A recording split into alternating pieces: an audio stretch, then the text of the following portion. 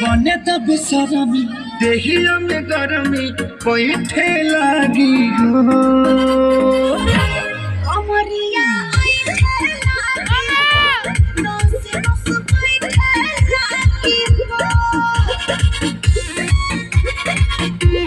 बने तब सरमी देहिया में गरमी बैठे लागी हो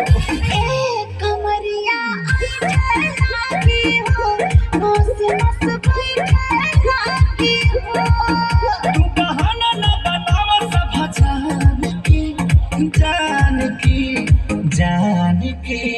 टूट जाए राजा जी पलंग सागवान के टूट जाए राजा जी पलंग सागवान के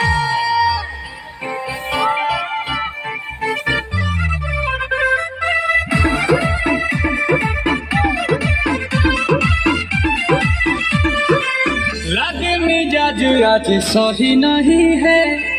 महलू मठाई तो दही नहीं है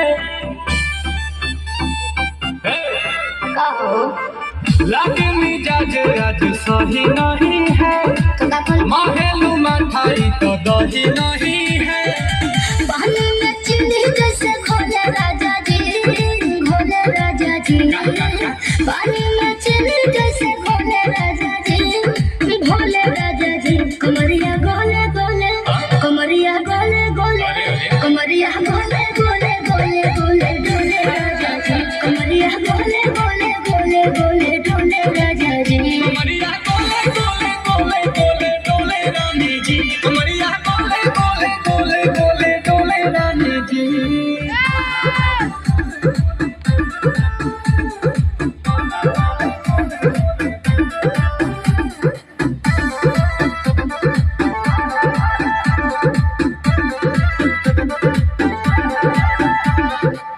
लगलू ऐठे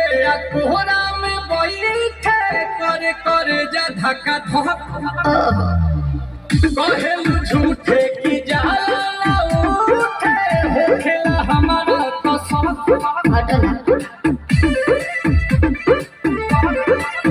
सुनो ना जी सैया दवा हमरे जी सैया फटाफट ला दो जाके ओ मेरे ले जी सैया बात तो मीठी मीठी बोले राजा जी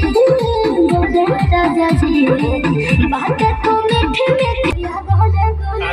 कमरिया गोले गोले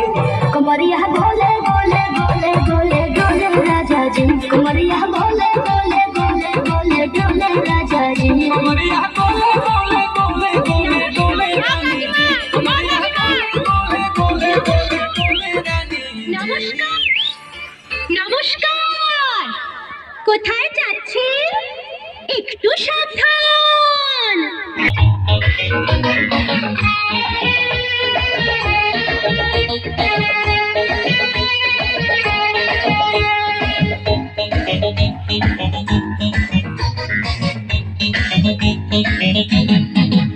কারো পকেট বড় কারো পকেট ছোট কেউ লম্বা বেশি কেউ একটু খাটো